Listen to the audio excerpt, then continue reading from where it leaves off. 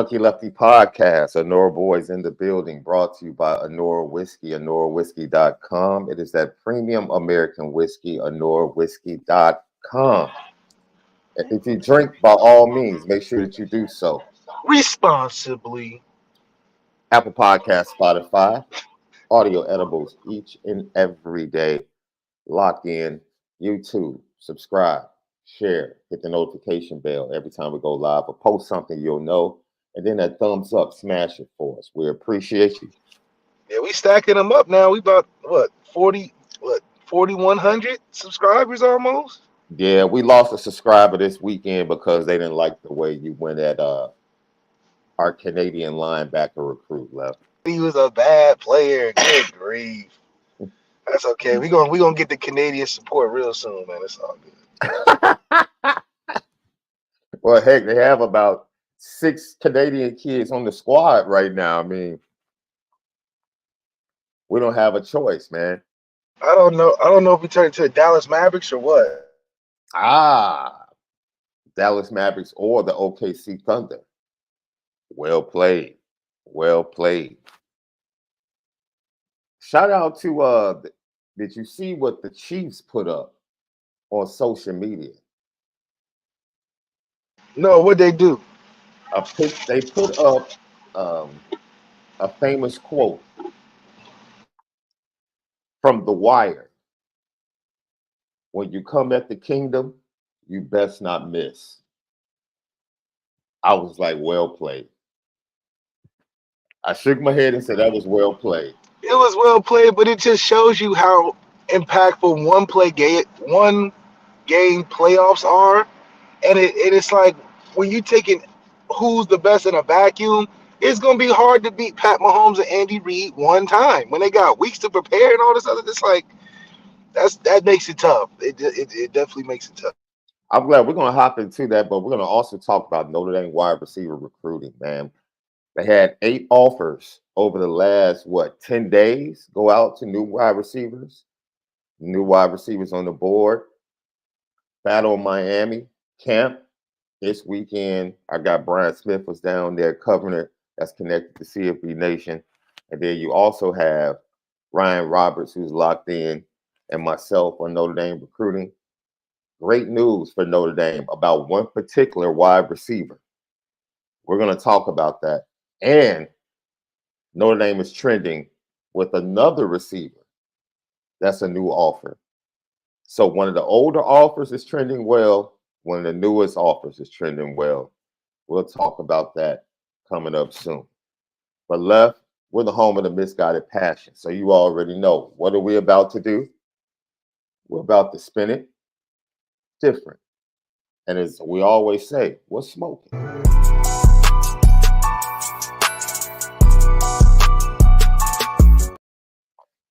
What's Smoking, brought to you by Fashion Geek, AlonzoJackson.com, Fashion Geek.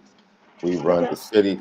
Shout out to them, how they collabed with us and helped us to design some of our stuff that's going to be dropping later on this evening on our store over at LuckyLeftyPod.com. We will have these hats, and the hats are going to take a little bit longer, Left. That's right. Yeah, these joints take a little bit longer, but we can't wait to launch that, man. Just put it out on social media, man. I'm super excited. So here we go, Left. Well, smoking is what took place in championship weekend. You said something that's very profound, Left. I never played the game, Left. You know what stood out to me this weekend? What stood out? Winning is hard as hell in football, bro. Winning is hard as hell, bro. It just is, man. Getting to that point to have a chance to go to the Super Bowl is hard as hell.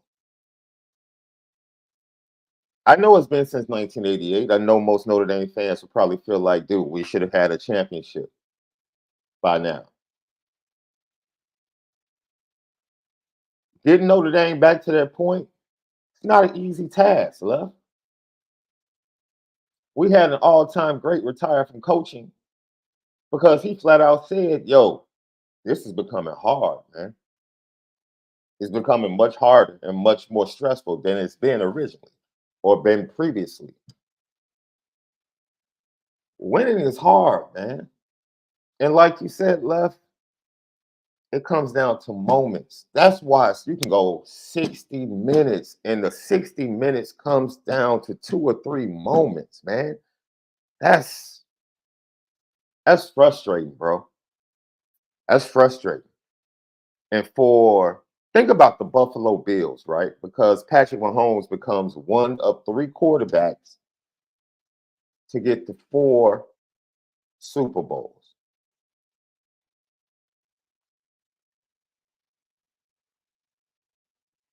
Not 4 Super Bowls. I think to get to 3 Super Bowls in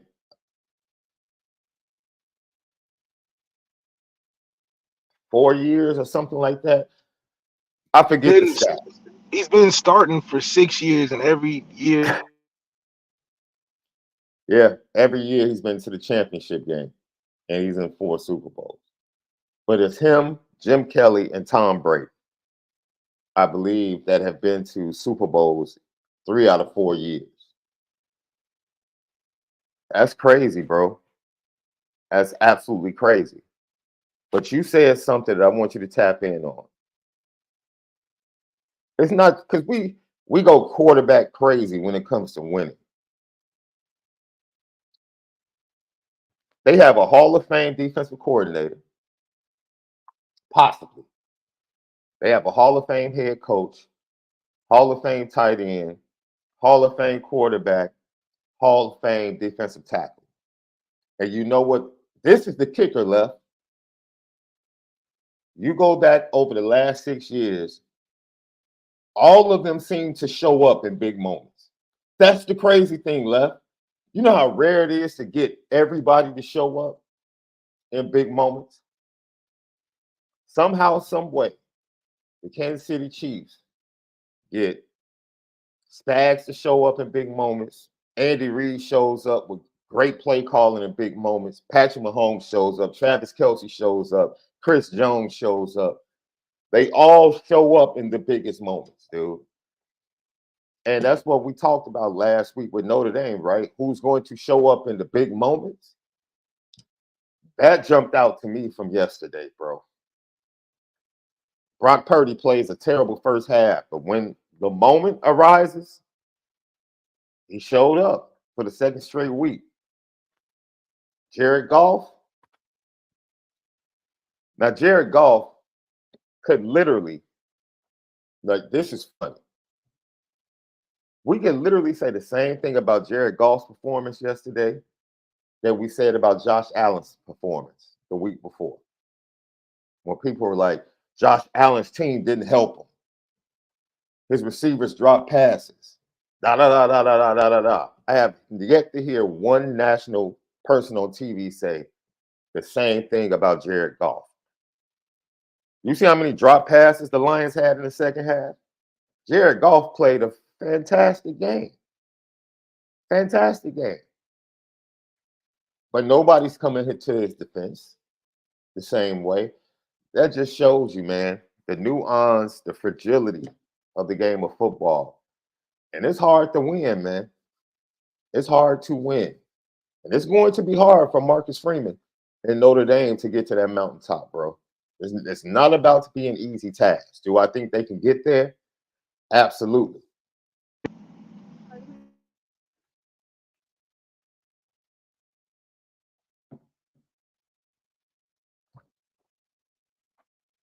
think we might have lost Left. Something else that jumped out to me this weekend. Somebody brought up Andy Reid and all of the big. Winning is not something you inherit. Winning is something that you learn. that's right. I mean, Go ahead, Left. it makes it hard because now you have to think of it in a vacuum. Like you said, nobody's gonna give Jared Goff the benefit of the doubt that his receivers didn't play well with him, because you're going against a guy and Brock Purdy and a team that you're not supposed to beat anyway. So outside of it being something quote unquote miraculous, I find it hard that, it's one of those spoiled things. Like if you don't go out there and just play absolutely perfect, you're just not gonna get the credit. That's why Jalen Hurts is going through what he's going through. He lost to Patrick Mahomes in the Super Bowl. Everybody said he played great. And then the next year it just wasn't the same. So it's hard to repeat when you miss that opportunity. Like Dan Campbell said perfectly, we may never get the chance again. He said And he's that. absolutely right. Yeah. I thought that was, you say what you want to say about Dan Campbell and his coaching decisions. That's the truth, though. He's a very honest individual, man. He played the game and he knows. He was right. Like, yo, you don't just get to this spot. You don't just get to this spot. It's hard, man. It's hard just to get to this point. And we may never get back to this point again. But we're going to keep trying. And we're going to stay just as aggressive. And I disagree with a couple of, look, I'm always about taking the points, Left. Always. I thought Andy Reid made a mistake early in the game, not taking the points. But for a guy to tell you that we may never get to this spot again just shows you that he was trying to risk it all, go for the goal, go for the gusto, like we like to say. Yeah, he absolutely was. He absolutely was. And that's something that, Left, take a step back. Marcus Freeman was a first-time head coach at the University of Notre Dame. Just think about that, Left. Think about how steep that learning curve was going to be. He wasn't the first-time head coach at Grand Valley State. He wasn't the But I first-time think coach at the University of Dayton or Toledo. He immediately stepped in because you have to learn as a first-time head coach no matter where you are. You have to learn how to be a head coach. He had to learn how to be a head coach under the spotlight and scrutiny of Notre Dame. That's not the easiest task. And I'm not saying that to forgive because it's still, look, Marshall, Stanford, unforgivable. I don't care what year you're in, unforgivable. 10 men on the field against Ohio State, unforgivable. Losing to Louisville the way you lost to, you going for it on fourth down in your own territory, panicking like that, unforgivable. But it just goes to show what you said about Andy Reid, Pat, that combination. The players just don't have to step up. The coaches have to step up as well. yeah, the way they played the Ravens, it was one of those games where you just had to do everything right because they're just going to make everything hard. Like you can't just have a turnover because you might not get the ball back. The first half, they had the ball for 9 minutes. Kansas City had the ball for 20 minutes. That's just a matter of making it count when you get the football, and that's unfortunately not how the Ravens play. After that turnover, that sack fumble by Ronnie, I'm like, oh yeah, it's gonna be a long day But because Kansas Patrick City didn't Mahomes even is going. score. They didn't even score after that. It's the effect that they had on it though. Yeah. It's just okay, you didn't score, but it's more plays on the defense. There's less time for Lamar to get in rhythm. Patrick Mahomes plays a certain way. I tweeted this yesterday. He plays a certain way to where you just can't.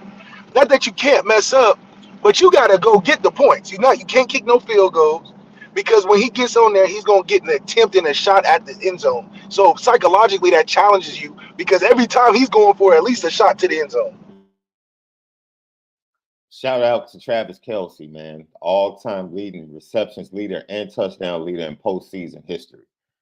Him and Patrick Mahomes also became the all-time pass-catching combo. In 6 years Left, they did it. All-time postseason wide receiver quarterback combo in receptions. In 6 years Left. That only happens when you get rid of all your stars around you. Bro, that look, and what did we say 2 weeks ago, Left, before he was about to play Josh Allen? If you allow him to get to the Super Bowl with this iteration of the Kansas City Chiefs, you are creating a monster. You are creating a dude that is going to walk, because he has proven not only to others, but to himself. I'll walk into your building and snatch your heart. He's heartless, man. He's heartless. And I loved it. All the pregame stuff that was going on, the DBs going at it between both teams. Yeah, I loved it. I loved the pregame stuff. I loved it. Travis Kelce throwing Justin Tucker stuff out of the end zone. I'm like, okay, we're about to get a game. We're about to get a game. But the game of football is hard, man. For somebody, that to me, because as a fan, you can get caught up. You can see things, man. How did he drop this? How did he drop that? Da, da, da, da. How did Kendall Vildor not intercept that ball and let it bounce off his helmet? And Brandon Ayuk catches it. That was for both players. That was not an easy thing. But then also you get to see coaching in a vacuum. You're not looking at the record. You're looking at one game, your best coaching against my best coaching, and it was a clear difference in the Ravens and Chiefs game when it came to that. Todd Monken just acted as if he didn't know how to call a game for Lamar or adjust or anything. 6 runs? 6? 6 runs? I think they said that this goes to the coaching point. You said Steve Spagnuolo used 6 different personnel groups on defense left. 6 different mixtures. And gave the Ravens looks that how many times did you see Lamar line up? It had to happen at least 5 times. Lamar lined up under center. The Chiefs did something, and he immediately went back to shotgun and checked out of the play. It was like whatever they picked up, whatever tendency they picked up, they said this is what they do. When they see this or when Lamar sees this, they go to the pass instead of the run. And Spags was able to mess with Lamar's mind and confuse him. And at least 5 different times he's under center. And under center, I'm pretty sure it's either play, majority of the time it's going to be a run play. And Lamar went to a pass play. It was amazing. It was amazing. There's so many ways to win a football game, Left. Right.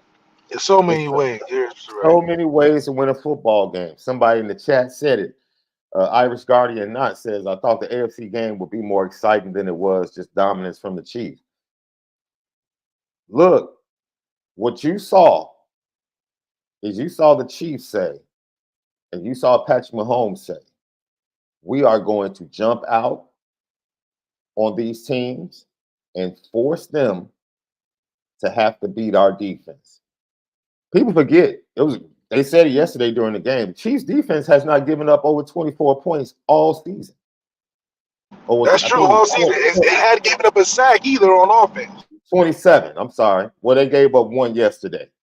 Finally in the 4th quarter. Patrick Mahomes was sacked. But Patrick Mahomes in the last 2 postseasons in 6 games has 0 interceptions left. 0. Something else you talk about the quarterback position. You can lose the game faster than you can win it in football, especially at the quarterback position.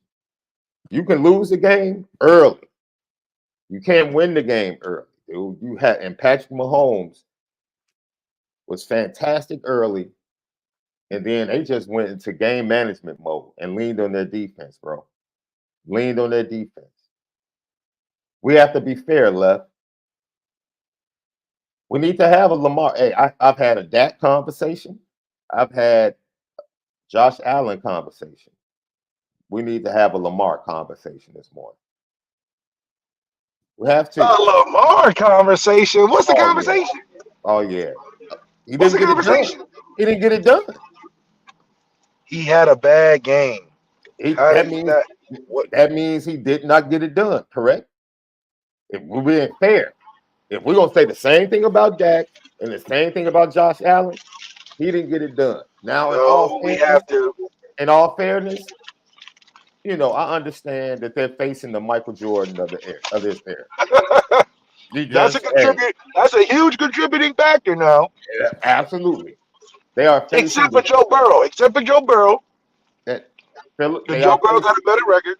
They are facing the Phil Jackson and Michael Jordan of the NFL era. That's what they're facing. But we cannot put Lamar and them other two in the same sentence because we're talking about an MVP, multiple, versus two guys who had done it. What? I don't care about that. Come on, man. I don't care about that. Come on, man. Had a moment, didn't get it done. love how people discredit MVPs when it comes to Lamar. Now it don't matter. MVP, the best player of the league, don't matter. I didn't discredit that. It is no longer the regular season. It is the postseason. He had an opportunity, and he failed. He failed. We're going to talk about that interception. It was clearly contact before he even picked the ball. Left. As a quarterback, you got to be better than that. You know that was a horrible decision. It wasn't a great decision, but it's supposed to have a flag behind it. I agree. The ball wasn't a great decision. The ball was late and 5 yards short. That's why there was no flag. The ball was so short that the two people in coverage didn't even pick it off. There was a third guy coming across that picked it off. The two people in coverage didn't pick it off because they were tackling the receiver. Because the ball was late and short. You can't tackle the receiver. He had no chance at that ball left. If it was a better he ball, had no chance because they prevented him from coming back to the football because they was tackling him. I agree that it was a bad decision though. You laid down the middle. It was an even worse throw. Yeah, you laid down the middle. That's inexcusable. You laid down the middle. However, if we're talking about a foul call, definitely deserved it. Because you can't, even though it was late, you can't impede on the receiver by tackling him, making an effort for the football. That's all I'm saying. That's the rule. But it's in terms of just making a terrible decision. Yeah, you were late down the middle, and you were frustrated because you know you was late down the middle, and it got picked off. But conversation in terms of what conversation we having? Lamar averages more wins than both of those bums on the other side do. So I don't know. He didn't win in the playoffs, bro. Dak didn't win. Josh Allen didn't win. Okay, he hasn't won previously in the playoffs. This is not the first time he's failed in the playoffs. Are we talking him winning the Super Bowl, or are we talking him advancing in the playoffs? Because if this is a advancing question, Dak has way more criticism. They lost first round. Josh Allen missed the window. That's worse. That's worse. We talking about AFC Championship game. Okay, you lost the AFC Championship. Pat Mahomes lost the AFC Championship game and won the next year. Listen to what you just said, dude. Listen to what you just said. Listen, the fact that you threw Patrick Mahomes lost in the AFC Championship game twice. Yeah, and won the next. His 3 losses in the postseason. All AFC games. 1 in the Super Bowl and 2 in the AFC Championship. Lamar has gone to the divisional round twice. Lamar has been to the playoffs 3 times. He was hurt one of them. The other time he started over Joe Flacco his rookie year. He wasn't ready. And then the year he's ready, they lost. He didn't play great, but it was in the AFC Championship game. Josh Allen ain't sniffed one. So Josh Allen lost to the Chiefs in the AFC Championship game. He wasn't sniffing a Super Bowl anytime soon. He had the lead with 13 seconds. What do you mean? It's about wins and losses because we can play semantics all day. Bro, I don't know how much more you can sniff the Super Bowl being up with 13 seconds left. But think about this too. I always compare Josh Allen to Mark Sanchez. Am I wrong or am I still right? Left. Now you know it. Mark Sanchez. Back-to-back AFC Championship. Wait a minute. Back-to-back AFC Championships, better defense, and all of that. All the kid caboodles. Let me check and see. Where was Josh Allen born, dude? Josh Allen had to be born in Canada, dude. He had to be. No, Josh Allen. I'm just saying. Comparison. Okay, Dak. We could talk. We just talking Dak. Wait a minute. Josh Allen was born in. Man, he was actually born in California. I didn't know that. I didn't know that either. Yeah, he was born in. Never heard of this city, Fireball, California. No wonder why he went to Wyoming. I ain't never heard of that either. But I'm just saying, we're comparing the three. And the three's resume, I'd much rather go with Lamar's because you're going to win. You're going to get to the playoffs. You're possibly getting the MVP. Dak's not giving you the MVP. He's giving you empty calories. Josh Allen is letting you down worse than the girl that you really wanted to be with that didn't want to be with you. Josh Allen is way more overhyped than the other two. Well, Dak's not better than the other two talent wise. Dak just fails the expectations of the best team in the the most expected to win team in the league. He just doesn't meet those qualifications. That's way worse. Mm. That's way worse. Baltimore is way worse than Buffalo is way worse than Baltimore because Buffalo has this overinflated sense of self that they really think they got the answer with Josh Allen. And Josh Allen continuously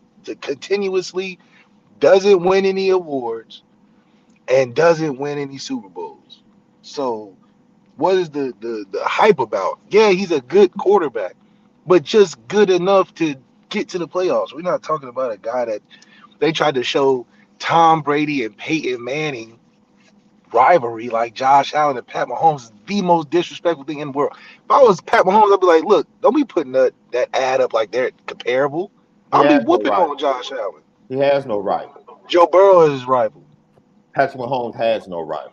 Joe Burrow's 3-0. Joe Burrow ain't even close to Patrick Mahomes. He He's ain't 3-0 even close. versus Pat. He's not even close to Patrick Mahomes. So Not even him close. beating Pat 1-on-1 is Left. don't mean nothing. Left. Answer this question honestly. Honestly, Left. Honestly, if Patrick Mahomes had Joe Burrow's wide receiver core, what would happen? Tell the truth, Left. Joe Burrow don't have a tight end, so I don't know. Here we go. Lucky Lefty podcast. Lucky Lefty podcast. Let's finish to Notre Dame and what they're trying to build. Because most people feel like in 2024, they have a great chance to win. Riley Leonard comes in, Bo Collins comes in, Chris Mitchell comes in. We expect the offense to take the next step. But just how difficult is that next step that you're talking about, Left? Because for us as fans, we're like, okay, we got the talent. You played the game, you played the position, you played at Notre Dame. Going from being a 10-win team to a team that can win big moments and in big moments.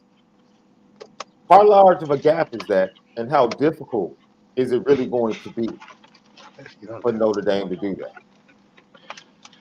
It'll be difficult. I think just because you can't quantify team chemistry. You can't quantify or guesstimate how well a team can come together in a year when there's guys coming from all over the place. So that would be the biggest challenge for me is how fast and you'll see it in practice. It's one of those eye test things. You can't really say, okay, we got team chemistry. It's one of those things where, okay, Riley has a natural connection with Chris Mitchell. They just hook up in practice. Okay, cool. We see some potential. Oh, okay, in red zone he uses Bo Collins really well. Okay, we got Jaden Thomas. So it's just a chemistry thing that I think only happens through adversity. So we can't really tell until we get in those situations. So in practice, for Marcus Freeman to push the team for game situations more, to kind of get a feeling for who to go to, who should be the go-to guys, and what plays and stuff we should be focused on. I think that's where the key to the season is game situations in practice. Because right now, from a paper standpoint, we got a lot of talent and we can win. But the chemistry is what we can't see on paper, and that's something that has to develop through Marcus Freeman, but also the guys that are coming in having a urgency on getting that chemistry and realizing the importance of it. You talk about that chemistry. Does that include the coaching staff? Because as I said before, the combination of Spags and Andy Reid, Steve Wilkes and Kyle Shanahan, you're talking about two great combinations of play calling on the offensive side of the ball. I thought Ben Johnson for Detroit, man, he got himself a head coaching job yesterday because his game plan, especially early on against the 49ers, was absolutely fantastic. So what's the step how difficult in his third season, along with the rest of his coaching staff, how difficult of being great in those moments, how difficult is that going to be for Marcus Freeman and his staff? Yeah, because it's the season's based on moments, so you're just waiting for those moments to come, and when they do, it's a matter of accomplishing it or not. And moments that Marcus Freeman has had in his short career so far, we've had unimpressive moments. The Ohio State moment. That's just a no matter what you call that, you'll never forget that. In that moment, you didn't know that there was 10 players on the field on the most two important, crucial plays of the game. That's just like those are moments that you learn from, but those are some hard lessons to learn as well. And you ain't got too many hard lessons like that at a place like Notre Dame to be taken on. So challenges like that, hopefully we don't have the same type of mistakes, but those are only gonna come like Marcus Freeman said. Now you're gonna hindsight prepare as if those Mm. situations happen, but you just can't let those happen again. Losing Marshall can't let that happen again. Letting Stanford and David Shaw beat you at home for the last time before he retires, those are moments. So Marcus Freeman can only make moments which I think can overshadow these previous moments in the playoffs. Because you'll remember playoff games now. Yeah, Marshall in week 2 of your second year as a head coach, that can be forgotten if you follow it up with a crazy couple playoff runs, a championship. We do some unexpected things in the playoffs that holds more weight. And I think those moments will make Marcus Freeman a better coach, but also challenge the young guys on the team to step up in terms of being big time players. Right now, we got players that are really good, but we don't know who is the big time player until we get in those positions. Do you feel like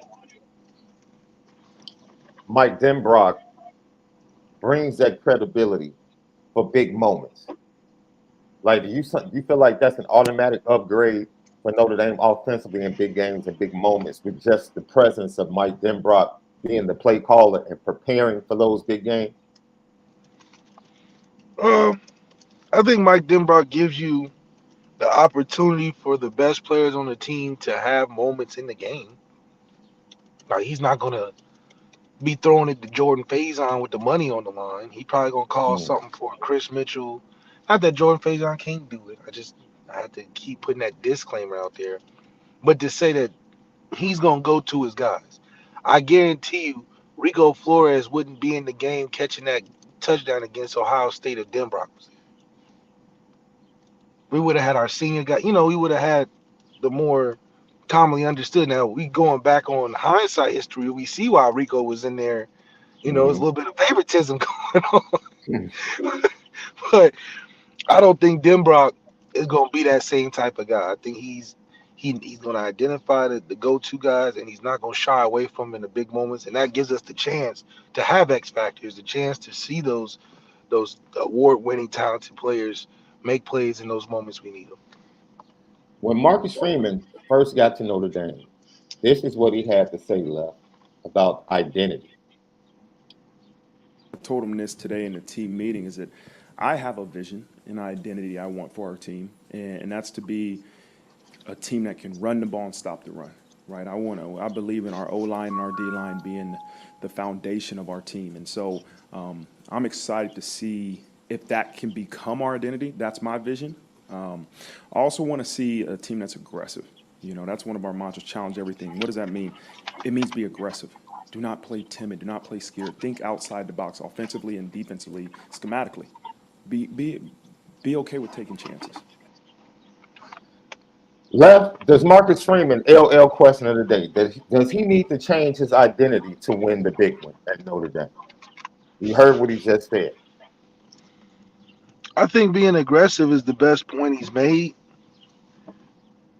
But at the end of the day, man, it's just moments. I think his philosophy could have won him the Ohio State game, but the problem came down in the moments.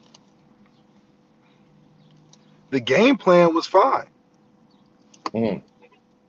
Would I have went with that particular game plan? Maybe not. But there's 1,000 ways to skin a cat.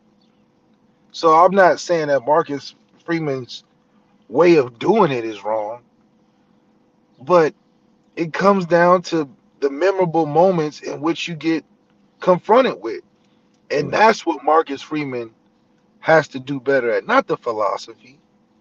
You can tell the philosophy has some effect because look at the program, look at the recruiting, look at, the the hope around the program.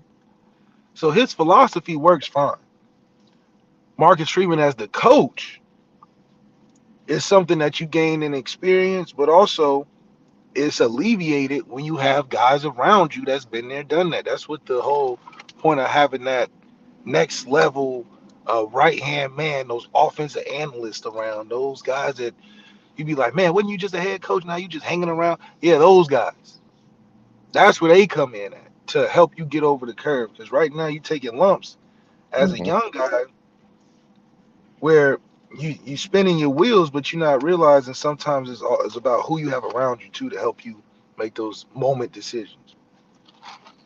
Hey, you know what, Left? That makes me think about, because you brought up the Ohio State game. There's a bit of, you know, false aggression here because Marcus Freeman constantly talks about being aggressive, and he's been aggressive, similar to Matt Campbell, fourth down situations. You know, like I said in Louisville, going for it on fourth down Yeah, in that's a his own silly. That's territory. silly aggressive. But Like see, okay, but then you're passive offensively though. yeah, exactly, You're exactly, not exactly, aggressive. So exactly. it's really a false aggression because you give the sense like, oh, we're going to be aggressive, we're going for it, but then we look at your offense and it's like, yeah, No, but but we it really goes. not But being it aggressive. goes to the. It's an identity mixed with strategy. Your philosophy makes sense. Be physical, run the ball, dominate, be aggressive. But the strategy of doing that is by running the football till the air runs out. No, no, you can be aggressive and dominant and strategize, but also be volatile and intimidating as well. That means you can throw the football, you can have some trick plays that throw people off. You can do many different things in terms of a creative aspect and a strategy aspect, but physical and dominance isn't just one part of the game, and that's just running the football. That's It's more than that. So yeah, Marcus Freeman has the right idea, but when it comes to executing, you can be aggressive doing some of the similar things that you would think isn't aggressive. I think people think passing as a finesse thing. Yeah, but you can put the pressure on the team by passing the football because you can get up a lot of yards real quick. So that's the approach Marcus Freeman has to advance himself on, because I'm sure as a linebacker, he's only thinking aggressiveness and stopping the run and running and stopping two gaps and meeting guys in the hole. But a passive offense is one that is only one dimension, and that's what we've been in these big games, one dimension. And that's why we said he has to learn the other side of the football, right? Because if you don't learn the other side of the football, then you don't know really what is complementary football for you, because complementary football is not the same for everybody. It's not. Like Andy Reid as a play caller was much more aggressive when he didn't have a top three defense. Now that he has a top three defense, he's more willing to allow his play calling to be geared more towards game management and that defense. And that right there is something that we have to keep in mind with coaches. Marcus Freeman, as I said, it's almost like, he gives the perception of, yo, I'm going to be aggressive. But then the offensive game plans, especially against certain teams, it's like, yo, why are we being so passive against Ohio State? You can watch the all of 22 and say, okay, Sam had opportunities. He didn't pull the trigger. We can talk about the end of the game. Why is Aldrich not on the field? Why are we getting cute, Jared Parker, trying to throw screens at the best defensive lineman? Like all of these different things. But at the end of the day, this goes back to identity, which Marcus Freeman talked about. What's your identity? You know what the identity, because we could talk about Andy Reid, how fabulous he is, Left. You know the reason? Because I personally would have run the ball, Left, allowed the clock to run down, punt, and it would have said, "Yo, defense, we're gonna lean on you all one more time." As great as that defense was, who did Andy Reid choose to close the game with? Wait, He could have handed the ball off a third straight time, and he said, "Nope, Pat, cut their heads off." Oh, yeah, for sure. You know what I'm saying? Yeah, He absolutely. doesn't make that call if his quarterback is not Pat. Like, he made that call because he had Pat Michael Penix versus Oregon State. What'd they do? Throw a back shoulder to win? on fourth down. Yeah. Throw a back shoulder. You not calling that if you don't got Romo Duze and Michael Penix on your team? Mm-hmm. I mean, like, how he's like, look, I know Oregon State was kicking themselves in the butt. They like, we did everything perfect. But they got Michael Penix and Romo Duze. That back shoulder is unguardable. Mm-hmm. Game over. Nothing you can do. Yeah. We don't have that factor at Notre Dame. We have to play a full 60. Everybody got to do their job. And then hopefully a other team mess up. Yeah. And in big games, we can't keep thinking that the defense is going to close it out. I just don't think that's just the strategy we should go with. That's not being aggressive to me. Being aggressive is trying to score. Yeah. Yeah. You're not being aggressive playing keep away. You're not. Yeah. Because even Pat Mahomes, they played keep away to an extent, but they had opportunity to score. They just went against a really good defense that was stingy. Oh, dude, how about Trey Smith, goofy self at the end of the first half, costing them 7 points on 2 consecutive penalties? Oh, the Ravens are like the inner city team that can never beat the suburban team in the playoffs because they just always have the dumbest, over aggressive penalties. You're like, Jadeveon, why are you headbutting the dude? Oh, that was One time the dude literally punched Mahomes. Like, it was, I get he flopped May a little bit, but you hit him square in the face, like square in the all face. the way a penalty. And they slowed it down. They just got you clubbing him like unnecessary penalties. Unnecessary. Oh, we can say this. We cannot go any further without saying this. Let me tell you something, ladies and gentlemen. That dude 14 for the Ravens, Yeah, he's like that. He's like that. bruh. He's all the way. Drew played well too now. Drew played well. On the third and short, Drew stuck. Ooh, he stuck during the running. Ooh, Yeah, Drew was on his stuff, man. Yeah. Drew It's balled really out. crazy. Drew got better after leaving college. Drew got better after leaving San Diego or LA. Yeah. Like that, that usually doesn't happen. You know what I mean? He was, injured coming out and then only got better. So, I mean, combined with situation and Drew being who he is, man, shout out to Drew, man. He played really, really well, plays better. Maybe he got Spags and you on Patrick Mahomes' team that makes you look a little bit better. But, man, play middle linebacker. He was playing safety. Now he playing middle, holding it down. Drew's killing it. And then Kyle, obviously, Kyle just is a freak, man. He's just very instinctual. The man is everywhere. And it's good to see Notre Dame translating the league, for sure. That's the importance of depth, right? Because, dude, they were down. People were talking about injuries for teams. Dude, that defense played without 3 starters yesterday. Willie Gay, Brian Joe Tooney Cook didn't play. Brian Cook didn't play. Brian Cook, the starting safety, didn't play, and I'm missing somebody else. But they did have Justin Reed, and they did have Chris Jones. They did have those 2 dudes now. It's not, but I don't look at injuries the same in the NFL like I do in college, because in the NFL all them dudes getting paid. So as a backup, you're supposed to be right there helpful. Now you may not be like the Tyreek Hill, but still you adequate enough to help win a football game if you're in the league. Now college is totally different. Like if you're missing your starting tackle, your quarterback, and a receiver, you're not going to win. Not against no team that's just as good, if not better. It's just the depth thing is a huge thing in college. Especially with the transfer portal. Everything has changed. Teams are not as deep as they used to be. They're not. Lucky Lefty podcast. So before we switch over to recruiting, in the grand scheme of things, what are the 3 things you need to see during the regular season? Because let's be honest, there is no. I want to make sure I properly convey this.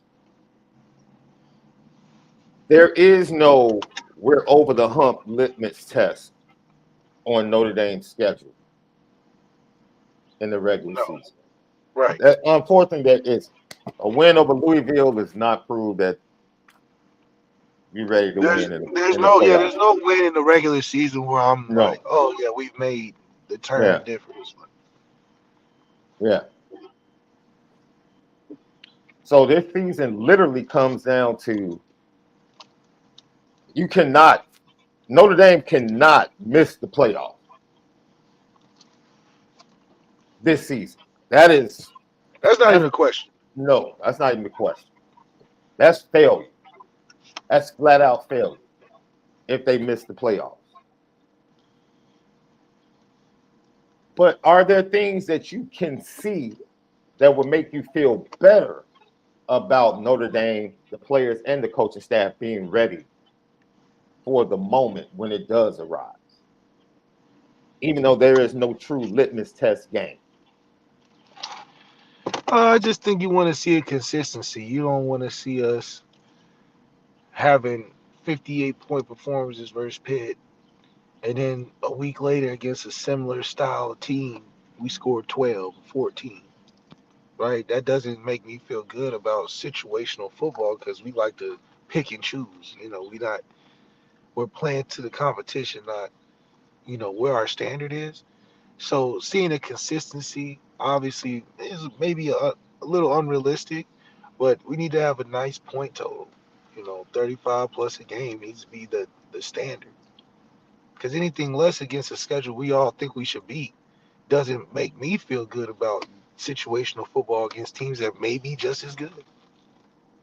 So that's an indicator for me. And then I don't know, man. It's just hard when all these games were slated to win, or at least in my mind, I don't see it. I think teams are getting up more for us than we are for them. I think the offense will be it for me, left. The Right. consistency, like you said. Yeah, yeah. I Because think I I don't think think we'll be in a. I just can't see a shootout scenario with a particular team.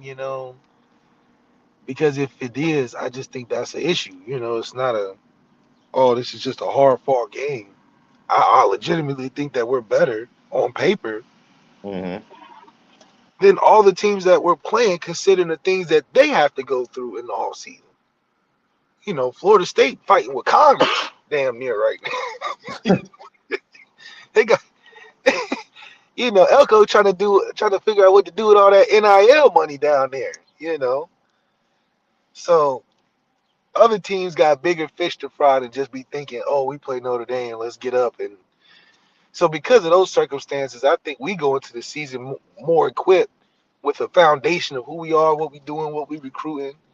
We're not big turnover changes like Alabama or half of the programs now. We're not transitioning no huge thing like a new conference like USC and UCLA and Texas and Oklahoma. We are very consistently riding the wave into a year where we can actually look back and say we took steps and not steps backwards. I don't see too many steps backwards this off season like I did the year before. If anything, we're on even footing just looking for the next level up. A lot of teams are trying to get back even, find equilibrium, find some balance, get their recruiting together, get their roster right. All we're doing is just managing and just crafting until it's time to go out there and play. So that puts us in a good position for spring. Now let's not shoot ourselves in the foot and make it hard by trying to do this pseudo quarterback competition shit or not having an idea of who's the ones and twos in practice. I think just make it ones and twos until proven otherwise. That's what I think, because it's a business. You're Facts. gonna put and when there's business and money involved, let's not do the whole. I think it's fake to say you have to compete when you're paying guys. Because I think a player can develop better if you just be honest. Listen, he's making $2 million. He's got to be out there. Because now it changes your mindset to, okay, they forcing you to play, so I don't have to stress over me thinking that you're not seeing my good plays. Yeah. Yeah. That means both of us can win. Because at some point, if I'm better than you, eventually they can't keep playing, even with the money. But I'm gonna be ready because I know it ain't because I'm not better or I'm not, ready to play, which I think is a lot more honest of a conversation to have. And Lucky it gives Lefty guys Pod. opportunity like Steve. Yo, we flat out learned yesterday that it's hard to win. It's hard to get to that level, which makes me have even more respect for what Nick Saban was able to do, what Kirby looks like he's trying to do, and for the mountain that Notre Dame and Marcus Freeman have to climb. Like, I know we all want a championship, but ladies and gentlemen, it's going to take time, B. But in a vacuum, it comes down, which I love about the playoffs, it's a one-game situation. One game for your life, who you taking, Pat or the field? You're taking Pat. Yeah, You're not yeah. saying, oh, if we got to go 10 games, there's more possibilities. If it's one game for your life, how do you Left, not? That's why it's about stars. You got to have the right dudes. left, this is crazy. Who, in a vacuum, who had the better season? The 49ers or the Chiefs? The 49ers. The Kansas City Chiefs are favored in the Super Bowl, left. Of course. That's the Guess Pat why? Mahomes Bowl because Guess, of one dude. one Because of dude. one dude. Remember, the man already booked his house next to the stadium before the season started.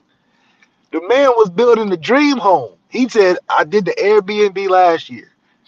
I got to take it to another. I got to build the dream house. That's He's on crazy. his Rick Ross stunt and stuff. There's no one, maybe there's a Kansas City Chiefs fan watching. There's no one that would sit here and honestly say the Chiefs had a better season, the Chiefs have an all-around better team. They don't. They don't. They have one player that's better than everybody on the other team. And Vegas is sitting there like, we learned our lesson. And Yeah. do you understand how much money Patrick Mahomes made Vegas yesterday? 70% of the money came in on the Ravens in that game, left. Really? Vegas made a killing Oh, man.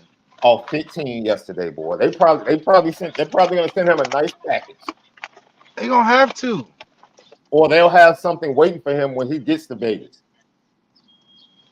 But people picking the Ravens was a very, very emotional pick because at the end of the day, it's like this dude is Patrick Mahomes, man.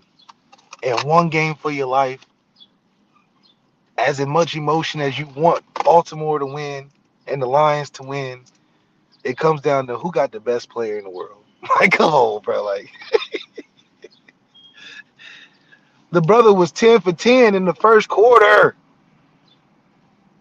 10 for 10, really? In the AFC chat? Like, on some, like, oh, this not. Travis Kelce was 10 for 10, 102 yards and a touchdown in the first half.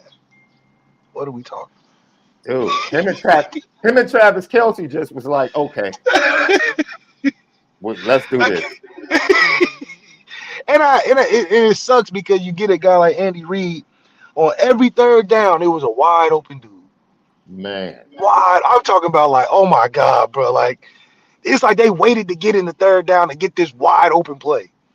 And you like, where's the Ravens at? Where are they at? Travis, it's like Travis Kelce, the best player outside of Patrick. And every third down, Travis Kelce is wide open.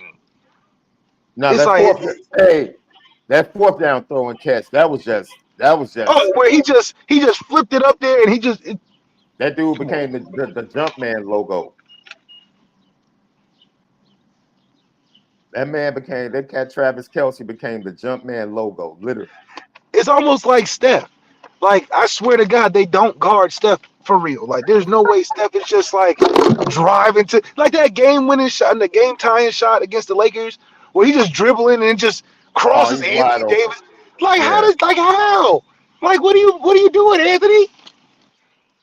Like, no, I'm just saying it just doesn't look like they. It looks rigged almost. Like Pat Mahomes running. You know how hard it looked for Lamar to scramble yesterday? Yeah. And once again, Pat Mahomes just sits back there with his 240 self and scrambling like there's no rush. I'm like, where is everybody at? Like, where is he just scampers. He's not running really full speed and just running away from Jadeveon Clowney. Like, they're just falling at the knees. I'm like, come on, bro. This is not. They make it look easy, right? That's basically what you're saying. The great ones. Oh, I mean, he made everything just look like it wasn't even. It's like Lamar was taking a master class in some super tough lockup defense where they sacking you with 4 people, 3 people, and then Patrick Mahomes is getting full pressure, sitting in the pocket for 8-9 seconds. I'm like, running for first down slow. I'm like, where's Roquan Smith at? Where's where's the speed? I just see Travis just slowly getting open, falling in the windows, open. Patrick Mahomes just squeaking it in. Rice just catching a little easy route and just burn. Like, how? It looks way too easy for the stakes in which the game is. You know, this playoff Super Bowl on the line, and it looked like it was a Super Bowl game for the Ravens. For the Chiefs, it was just like it's week 3. We just on routine. It's crazy. Left. You know what? I'm glad you said that. You know what it is, Left? That's another thing, because that's another difficulty of winning, right? Learning how to win and creating that. Dude, the Chiefs walked in the building like, yo, this is who we are. Yeah. Like this is not an AFC game to us. This is just another game. Yes, this is just Chiefs football. This is Chiefs football. Everybody wants to beat us. Regular season, everybody, hey, we're the target every week. We got 15 every week. This is Chiefs Kingdom. It's like Alabama. It's like Alabama. You just got Nick Saban. You just know the championship game gonna be sweet. You just know Saban gonna come every time. You gotta beat him. It's never about the other team. Yeah. It's always about the team that's the dominant one. Saban coming to any big time game they've been hyping all week, college game, they don't matter. You know Alabama's gonna be right. It's just the other team are they gonna overcome Saban? Because Saban just gonna come out and play Alabama football. That's just what it is. Like, you're gonna get a tough ass defense. They're gonna stop the run, and your quarterback gonna have to make amazing plays. That's why you like watching teams that could potentially beat Alabama, because you know their quarterback gonna have to play crazy. Yeah. Their quarterback gonna have to have a hell of a day. I don't remember a game where Saban lost where the quarterback had an average pedestrian game manager day. Impossible. Yeah. Impossible. You just know whenever you see an Alabama game with money on the line or championship or number 1 versus whatever number they are, just know the quarterback is either going to play spectacular highlights, memorable game for the rest of the career, or they're going to lose. So against Patrick Mahomes, even if Patrick Mahomes throw for 200 yards, 2 touchdowns, and rush for like 50 yards, you can't do that on the other side. You got to still do 400, 4-5 touchdowns, game, sweet throw, last second. You got to do the most. So, I mean, that's just that's what winning does for a period of time. You just become so comfortable that no moment is too big, and then you go out there and just play your game. The Ravens didn't look comfortable at all. No. At all. No. I mean, come on. I mean, it got to a point where the fumble from Zay Flowers, you're like, oh my God, bro, these dudes are just, the moment's too big. Because how else does that happen? You jumping for the touchdown. Left. You can say what you want to say. It was a great play. Oh, Ladarius Sneed made a great. Oh my God, It that was was a a great play. fantastic. It was like an incredible play, but still, like as a Ravens team, it's just like, come on, guys, that can't happen. This can't Yeah, happen. yeah. Lucky Lefty podcast, man. And there's some people in the chat talking about stuff is rigged. Ladarius Sneed, that play had nothing to do with being rigged. A minute who the strips fumble had nothing to do with being rigged. They should have been 24-7 at halftime. They took a touchdown from Rashee Rice on a holding call that had zero. Yeah, Ball yeah, they was took. on the other side of the field. So who's rigging who? The refs literally kept the Ravens in the game. It should have been Yeah, 24-7 at halftime. yeah, yeah. The refs were trying for the Ravens. I thought the refs were trying for the And Ravens. people are mad because they got a personal foul. The dude literally smacked Patrick Mahomes in the head. Smacked him in the head, dude. Jadavion headbutted him. Like, what are we talking about? It Dude, was I just saw like, people talking about the league is soft. He literally hit the man in the head. yeah, Literally. it was Do you too know how many crazy. times? You know how many times as a Bears fan I watched Justin Fields get hit in the head this year and no flag? None. Yeah, It's the same calls Tom Brady used to get. It's the same calls that used to frustrate me. When you're the dude, you get the calls. yeah, it's I, just what it is. And I used to. you can't be mad at that. It's like, come on, bro, it's Pat Mahomes. Mike always got the calls. Always. You see how Kyle Hamilton did the right thing. He came and he tackled him the right way. Press. That's how you got to do it. You trying to get away with cheap stuff? They're not giving you cheap stuff on Pat Mahomes, but they just not doing it. You can get away with it with Josh Allen because he try to. First of all, he's not like that. And second of all, Josh Allen be trying to do too much anyway. He trying to run you over and all type of crazy fake slide and all that shit. Man. But man, Pat Mahomes, man, it's like it's a certain way the man plays, man. It's just a certain way the man plays. And you cannot take a day off. Because every drive you felt like Pat Mahomes about to score, about to do some you know what I'm saying? Every drive. So it's like, Lamar, you gotta play keep up and then play better almost. Yeah. Pat Mahomes can have an off day and still beat you. That's the difference. That's true. The whole, people, it's every sport, when you have dominant teams, everybody wants to scream, it's rigged. Like, just forget the fact that the dominant teams have really good coaching and really good players.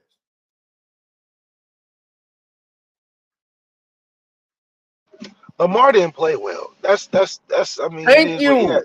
he had Thank 5 you. completions in the first half. Like, what is I that? don't care. Dude, Lamar didn't do his part. He did. He was holding on to the ball too long. Like, And Todd Monken didn't help. Todd Monken definitely did not help that man whatsoever. That's the most drawback I've ever seen Lamar in a game. Like, let alone a play. It's just like you doing things y'all didn't even do during the regular season that much. The percentages of him dropping back and throwing were probably way more than they were all season. And it's dismissive. Once again, you say stuff like that, it's dismissive. Like, people with it. This is why the Chiefs had a chip on their shoulder. Because everybody Yeah, talks about the Ravens defense. Guess who's second behind the Ravens defense? him. The Chiefs defense. And everybody always act like the Chiefs wasn't bringing a defense to the AFC Championship game. And what happened? Everybody forgot that they have a Hall of Fame defensive coordinator that held Tom Brady in the undefeated Patriots to 14 points in the Super Bowl. Everybody forgets about that dude. I mean, they were sacking Lamar left and right. It's like, dude. And Lamar is the type, because he's such a freak of a talent. You sack him more than he's used to, it's over psychologically. He's frustrated. If you start tackling him more than he's used to getting tackled, it's over with. You won the game. He's not going to overcome that by throwing better. No, you frustrated his whole game. And Lamar has to look. I'm gonna be honest with you, Love. Lamar has to be Lamar in big moments, bro. Don't try to change the stripes. Be you, man. Go to that dude like, hey, man, give me some RPOs and give me some runs. That's what I'm saying. They wasn't even doing that for him. Todd Monken. Why? Why did you get? It's like, first of all, you went away from things that the Chiefs just made a good play on. Like the screen they threw that Chris Jones batted down. If he got around that pass, that was a first down, if not touchdown. And then Right. they stopped calling it. Now you just running guys vertically all day. You get Odell involved in the last drive. It's like, come on, you guys didn't. You guys panicked in the moment from a coaching staff standpoint. That's what I was saying. In the vacuum, it's hard to just beat a team that's even going through struggles, but got really good players. Yeah. You can't panic as a coaching staff and do things that out of nowhere. You got to stick to what you got there with, and they didn't. And Ravens did not do that whatsoever, or they got John scared Matthew. from it. One of the two. Yeah, John Matthew. I don't want to hear that. You can call holding on every NFL play. Every single NFL play you can call holding. Every single one. Every time they snap the ball, somebody is holding on that offensive line. And the Every game time. never felt close. Let's just be honest. The game never felt like I want close to hear at that. all. I want to hear that. Even if Zay Flowers didn't fumble, it still didn't feel close. And then Because you had to give the ball back to Pat, and y'all wasn't getting him off the field. Like, what are we talking about? the first holding call, they replayed it, and it wasn't even holding. That set them back 10 yards. It wasn't even holding. Trey Smith got beat. Oh, It you talking was about? Oh, yeah, on the screen, right? Or No, the he play hooked him. before that, because he got 2 consecutive holding He calls. got 2 consecutive ones. The Yeah. screen was the second one, where he basically just threw dude like Threw the this dude, rat. yeah. Like, man, get your Yeah, he threw the dude. goofy self out of here. The first holding call, the defensive lineman slips, and Trey Smith just basically pushes him on his side as he goes down. And it's like it's not even holding. Not even holding. You're just reacting to the fact that the defensive lineman slipped. It's like, dude, I don't want to hear that. All this rig talk, man. Just give people credit, man. That's why I don't go for this the whole world is against Notre Dame stuff. Man, stop. And when Notre Dame gets good Notre enough, Dame is win. against Notre Dame. When they get good enough, Notre Dame will win. When Notre Dame decides they want to win, we're gonna put the money where the mouth is. We put That's the money it. to where everything else is. I mean, good grief. We just want to win for free. We don't want to. Man. Notre Dame just want to win in the most convenient, freest, Well, honestly, cheapest. Notre Dame, that's why everything went down the way it went with 10. Because Notre Dame fans at this point, since 1988, we don't want it to be done right. At this point, Notre Dame's looking for a savior. Oh, yeah. Get us a quarterback that can be our savior. Because we don't want to actually do the right things to give our football program the best chance to win. No. We just give us a quarterback. Because I guarantee you, we got 5 alumni that can take care of the whole NIL collective tomorrow. You know who they sound like? They sound like Bears fans. Heaven forbid we actually get people in the front office that know how to run a winning organization. Heaven forbid we ask for that. No, we'll just overcome it with a quarterback. Caleb Williams has to be our God, our savior. We get him and everything's going to change. No, it's not. No, it's not. No, it's not. Winning is a top to bottom process. Top to bottom. Just plugging certain guys in is not going to change the culture. Now, when you got your this is the together, you can do that. Marcus Freeman recognized that. And Marcus Freeman has had tough conversations like, hey, this has to change. That has to change. This has to change. And strength and conditioning, this has to change. And it's taking time to transition from the old way things transpired at Notre Dame. It's taking time. That's right. And everything hasn't gone perfect. We've had the Marshall moment. We've had the Stanford moment. We've had other disappointing moments. The Ohio State moment probably would have sped up the process because the team still offensively wasn't as talented or as well coached as it needed to be for big moments. So the Ohio State win would have, I wouldn't say would have given a false impression of where Notre Dame was, but still it would have been a narrative changing win. But it exposed the things that still needed to be worked on. Now you get to this third season, you get 3 years of Al Golden, hopefully. You bring in Mike Denbrock as the quarterback talent begins to roll into Notre Dame. So now all of the excuses that existed are starting to fade away. And now there's nothing left to do other than win. And fortunately, in college football next year, there is no Pat Mahomes. There is no one standing in your way at the quarterback position that you just look at and say, He's too good. yeah, Nobody. he's too good. He's too There's good. nobody in There is, college football. you know, we beat Clemson at home, and we know darn well that championship game, Trevor's coming back. You already know what's coming. Yeah, we're playing the real Clemson Tigers. Yes. So game over. Now, There if is they no had one Ed like that. Klubnik, There we is good. no We one got like that. Yeah, there is no one like that. in college. Yeah, you're right. There's nobody in college football right now where I'm like, man, Yeah. he's because they got him, they going no matter who they play. Yeah. Y'all still making excuses, dude. Stop. Stop.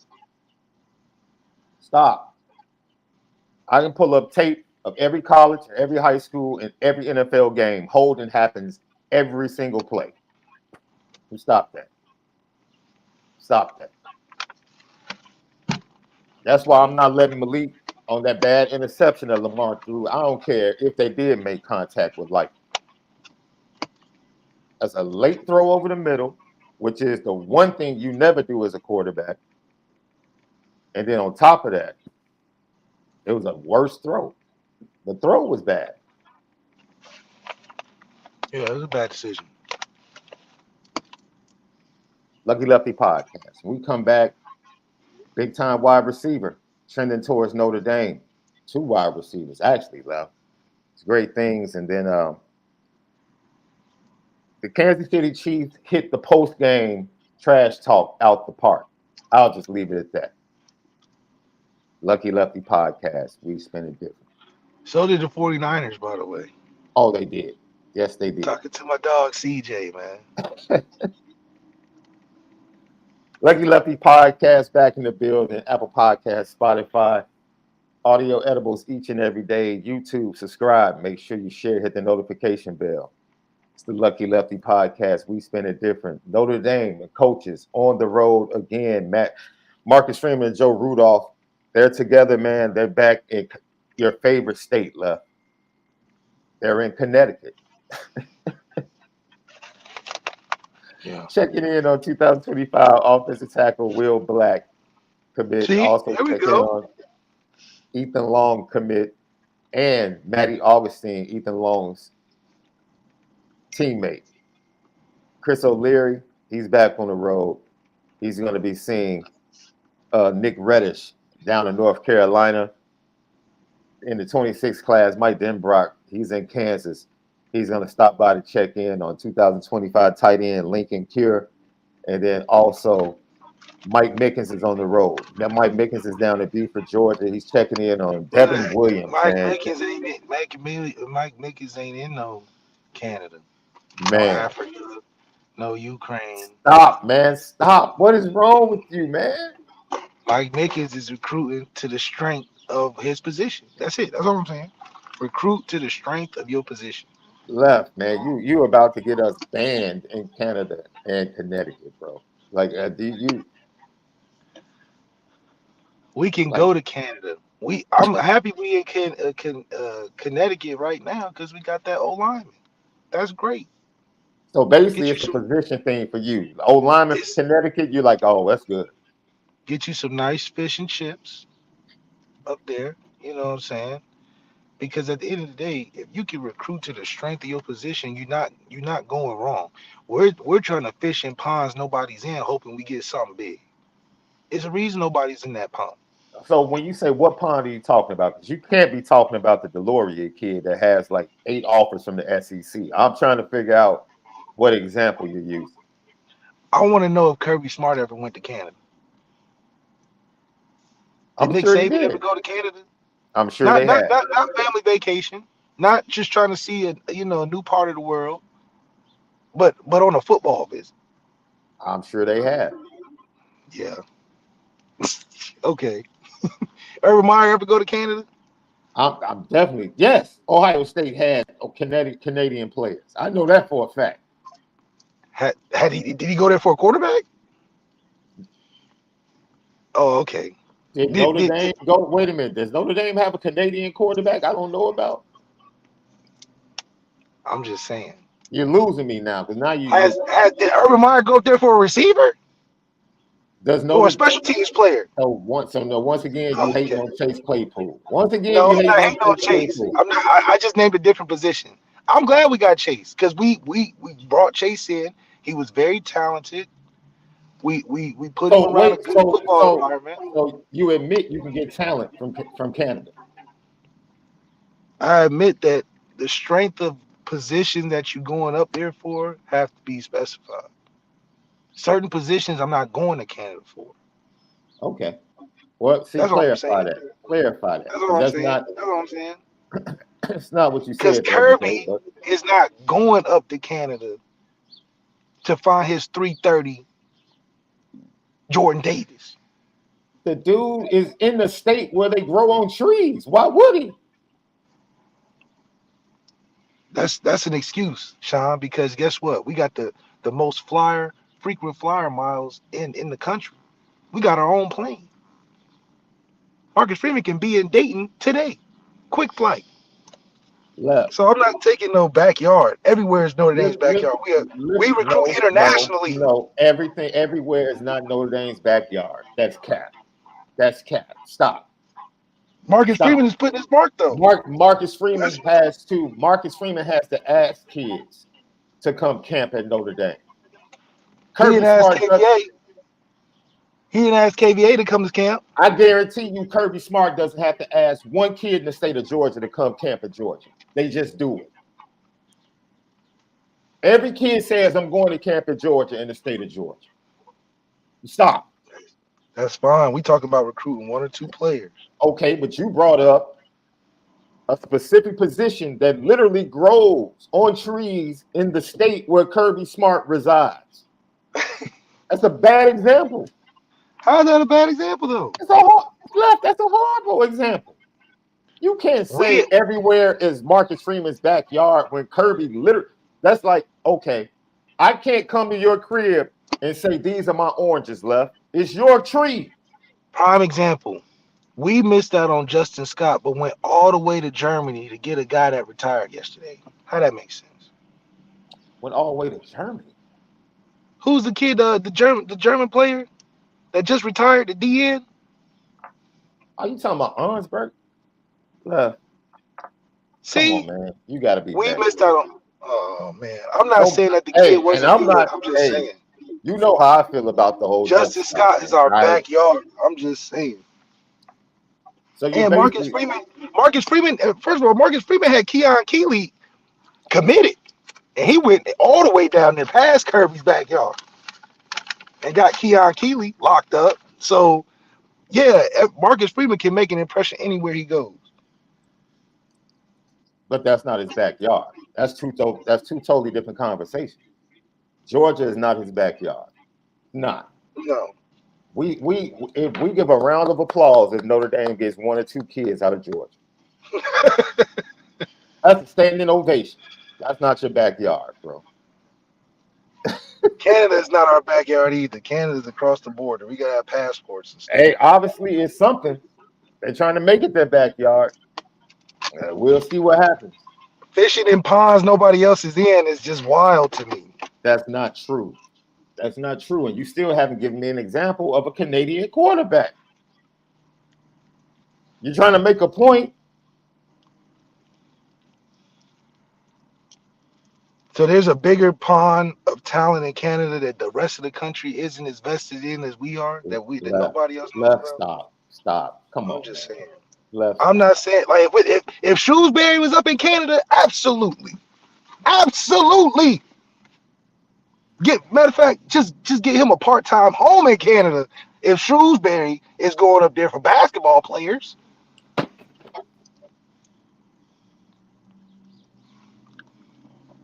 Let me ask you a RJ question. Barrett, man, Give me the truly, percentage of chance. Wait, no. The last 2 years, you give me the percentage of chance that Marcus Freeman had to get the top 5 players out of the state of Alabama. when he's had the opportunity to. No. Well, that too, which makes it even worse. But what percentage would you put on Marcus Freeman when Nick Saban was at Alabama getting the best players out of Alabama? Well, in 2 years They see, that Marcus Freeman's been because it's running it. everywhere is Notre Dame's backyard, right? No, I'm saying in 2 years that Marcus Freeman's been doing recruiting, he's been doing a great job. No. My point is, since everywhere is Marcus Freeman's backyard, he can walk into Georgia and Alabama and get the top kids out of both of those states, right? Because it's his everywhere is Notre Dame's backyard, right? Well, because Notre Dame recruits everywhere, yes, it's Notre Dame's backyard essentially. Left. Compared to Canada. Okay, so But Marcus Freeman got Keenan Keely. what top player has Notre Dame gotten under Marcus Freeman out of Alabama? We don't. That's not our number one focus. All right, man. Lucky Lefty podcast. Let's get to it. Miami. All the players were in Miami this weekend. Big time camp. And Derek Meadows out of Bishop Gorman, who is going to get a visit from wide receiver coach Mike Brown today, seems to be trending heavily. Man, Lilo Galante just gave you an answer. He said Justin Tuck. He had to go all the way back to the 90s for you. Justin Tuck was a great player for Notre Dame, man. Yeah, man. Lucky Lefty podcast. So Derek Meadows left. Absolutely fantastic talent. Wide receiver, 6'5", 2. He basically is your boy. Little Admiral. Man, Little Admiral was special, bro. Because Corey didn't even know he was getting the scholarship type.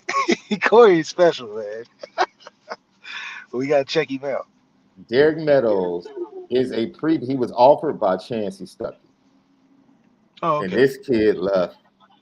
This is why I'm impressed with Mike Brown. Mike Brown must be really impressive with first impressions. Okay. Because his first impression with Derek Meadows, and then Derek Meadows goes to a camp, he talks to reporters, and all of a sudden reporters are like, yo, I'll go ahead and crystal ball Notre Dame. When that was not the buzz at all. That's right. A week ago. That's right. So whatever Mike Brown is saying and whatever impression he's having, even on the new offers, with that Notre Dame on his chest, regardless of whether or not he's wearing a mock neck, a sweater, a t-shirt, a hoodie, he's putting in work, bro. He's definitely putting in work as a new wide receiver coach. So let's check out this film on Derek Meadows left. And I already know you can be excited to see this kid. Bishop Gorman High School. And Bishop Gorman left is one of those schools where you wait your turn to become that dude. That's right. And Derek Meadows has definitely waited his turn. And this year I expect his production to probably double from what his production was in his junior season. But you see the talent. He laid out right there for that catch. Great speed. He showed out at the camp in Miami. Just embarrassed everybody. Once again, great speed, deep pass, pulling away. The kid is special. He has a high ceiling, very high ceiling. Really like the way he just, obviously the size, man, that stands out. And to be able to just be quick off the line. I'm not really caring too much in terms of speed down the field. Just give me something quick off the line to let me know you can get open in a short distance. And then the ability to be able to use your size and have a large catch radius while still running. A lot of big dudes just catch and just fall down. But to be able to catch and still keep going shows some dexterity, some balance, some good awareness of your body capability. And to have that in high school is really good because you can only get better from here.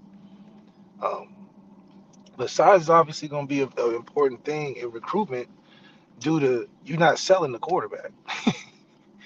Mike Brown's not going around boosting up the quarterbacks to this guy. So he just put in the mindset of, you're going to be in a position to make plays. We got Denbrock. He's had a long list of receivers. I'm a great developer myself. I got that ND. We're going to be any and everywhere. And it's a good opportunity for a receiver to look at a room that hasn't had production and say, okay, well, I can go be that production. And this is a kid with the talent to make the room more competitive. It's one thing to bring a guy that has a bunch of talent on film and then you get him in person and just look like a normal dude. This doesn't look like a normal dude in the room. Back. So already you got to sit up in your seat because you like, man, he might mess around and do something crazy. We get a bunch of pedestrians in the room that look like commoneers and regular, community, neighborhood watch association members. So, everybody's just chilling. Jordan Faison is not making anybody intimidated in the room, but he's sitting in the first seat in the receiver room. That just says everything. They'll let you know right there and then. Jordan Faison Yeah. walk out in the middle of the quad right now. They think he just there as a student, just passerby. You say But this the kid, kid, you wouldn't even know if he was on the football or basketball squad, right? you wouldn't know what. Yeah, But this kid walk in, you like, oh, okay, I know you was recruited. Mm-hmm. Ain't that many 6'5", muscular, tall people like that in the world in general. So you walk around campus, they like, oh yeah, you was recruited. They put some effort for you, cause you could have went anywhere. Look at you. Look at you. You look at Jordan Faison, you like, oh man, you worked hard to get here, just like all of us. You just one of us. But this kid get here, you like, oh okay, you was recruited. And it's just optics. I'm not, there's no diss to nobody. It's just an optic thing. But I'm telling you, that sitting in the room is gonna change the weather in that room. We not No, gonna be a Left, bunch of. talk about it. Left, it's what we've been talking about all show. You can go ahead and say it. He's the dude that gives you the feel that he's gonna show up at big moments. Just go ahead and say Yes, it, Left. These are the type of yes, players you go get for big moments and big games. That's yes. okay. This is our Keon Coleman. This is the guy that you like. All right, we need to play. I know we don't have to wonder about a Tobias. We don't have to wonder about a kid like this. Yeah. Look at him. So Marcus Freeman is getting with the optic game. No more surprises. No more. Oh, he's super talented. He's just short. Oh, he's super good. He's just undersized, underrated. No, we getting them oversized, ready to play out the package GI Joe action figure players. It's time to go. Yeah. Yeah. If nothing else, we're gonna look the part, and I appreciate that about Marcus Freeman. Hey, Michael We're gonna have them Campbell. freaky. We're gonna have Michael them Campbell. freaky. Go ahead. We're gonna have them freaky looking linebackers that got the 70-inch wingspan and they 6'5". You like, man, how did he get? We're gonna have that. We're gonna have the 6'8" offensive tackles that you would think can't move, but out there moving like a basketball. We're gonna have that. I think the days of having, oh, this guy came in as a tight end, now he's playing right corner. Yeah. Those days are over. Oh, he came Yeah. in as our fifth receiver, now he's our starting safety. Those days are over. Yeah. Them days are over. Get over that, Notre Dame. There's no more Rudy stories when in this recruitment. Not that it's not I don't good. think Marcus Freeman wants that. He I don't want think that. they're not attacking recruiting like that. They're He wants definitely. to attack recruiting like we're the bullies. Oh shit, Notre Dame got Yeah. another one. Oh man, Notre Dame reloading. That's an intimidating football team that walks out there. Not, man, we don't even know who the starting receiver is. They all look like walk-ons. They ain't got no swag. They look like they just happy to be on the team. No. We got the guys that got brands. Hell, that cat Marcus Freeman is about to walk out with 6'6", 6'7", 6'8", 6'7", 6'6". Dude, that's just that within itself. 6'5" receiver, 6'3" quarterback, 6'5" quarterback. Yeah.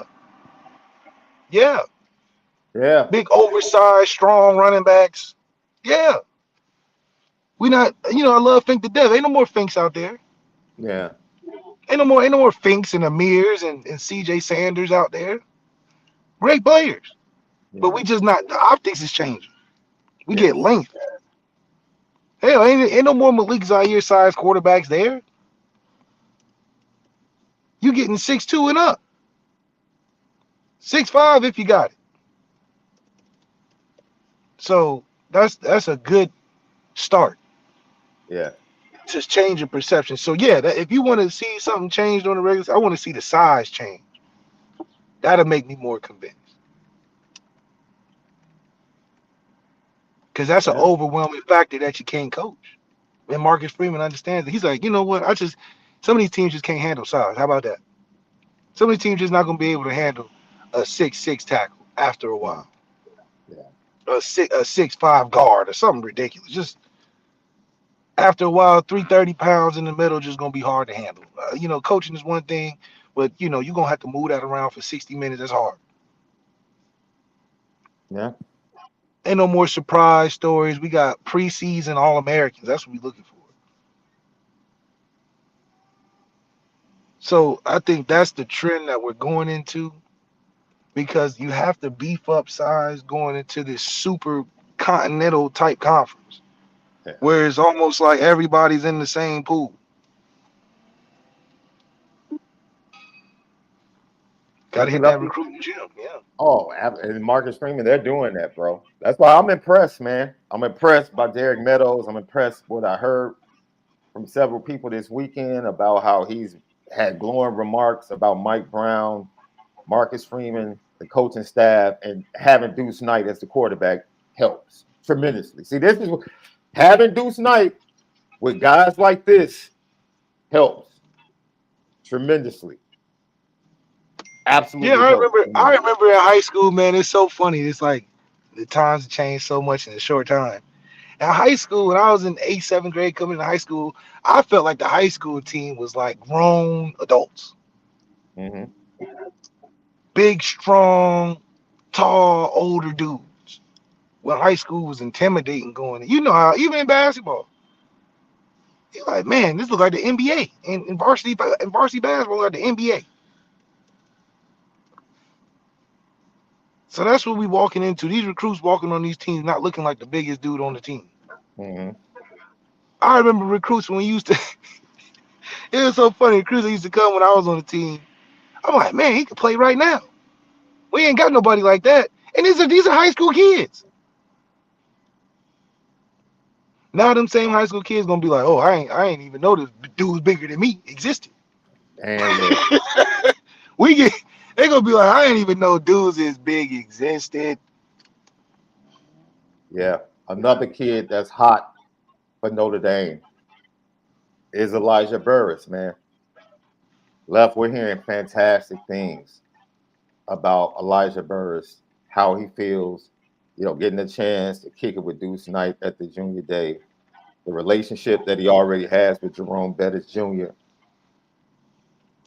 Yo, I'm not saying it's a lot, but there's a lot of backroom conversation amongst the Clarks, the Burrises, the Taylors, the Bettises, that Pittsburgh Steelers connection, that the parents are loving what Marcus Freeman is setting up. And as the mothers always love Notre Dame. Marcus Freeman is that comfortable wave. You know what I mean? It's like, oh, he's got the prestige. He's one of us. He not in over his head. He fly. He got the jet. He got all the fancy fixings. And he one of us. It's a slam dunk. Because they like that prestige that match that legacy. That prestige match the legacy like the pants match the shirt. It just go hand in hand. So when you got that legacy, oh, I'm 10-year vet. I done seen it all, been it all. I just want to do it the right way. How else do you not go Notre Dame? Because of Marcus Freeman. Oh, he's young. He gets it. Yeah. Legacy like Brian Kelly get Bon Jovi. We get old singers and stuff. He fans of music. We did a whole variety, a mixed bag of legacy with Brian Kelly. We get football legacy with Marcus Freeman. Yeah. We get Yeah. popularity contest kids with Brian Kelly. Oh, come join the experience at Notre Dame, Left, I still say to this day, It was the craziest thing I've ever seen.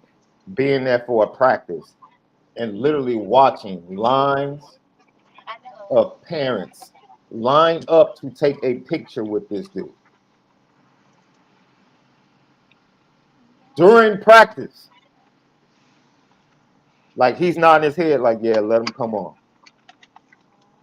Yeah, he got to do. And He you got to see do it. mothers and fathers, sisters, brothers, like not the recruits. I'm just talking about their people, not the recruits. Their people. Like, yo, can I take a picture with Coach Freeman?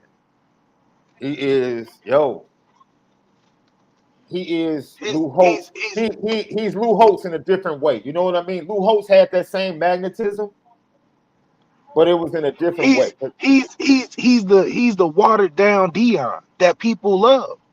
They seen the extreme version and how commercialized it could be, but it's good in theory, right? It's good in theory. You get one of us in a position that nobody would expect. He trying to make it whoopty whoopty whoop. Everybody coming to support, but it got a little too extreme. Now they take a step back. Okay, now what's the perspective? Ply said it. Ply is our biggest recruitment on the internet right now. Ply said, wait a minute, we love Dion, but if you take a step back, there's somebody else doing it and almost doing it a little bit more edible, a little less controversial, a little more inclusive to what we trying to do. Marcus Freeman is the diet that everybody is like, oh yeah, this is what I need to get on right here. The Dion thing is cool, but I can only eat so much of that before I'm like, oh, I'm full. I can get a steady helping of some Marcus Freeman. And that's what these legacy guys like. It looks like stability. It looks like the next step. It's something people can trust.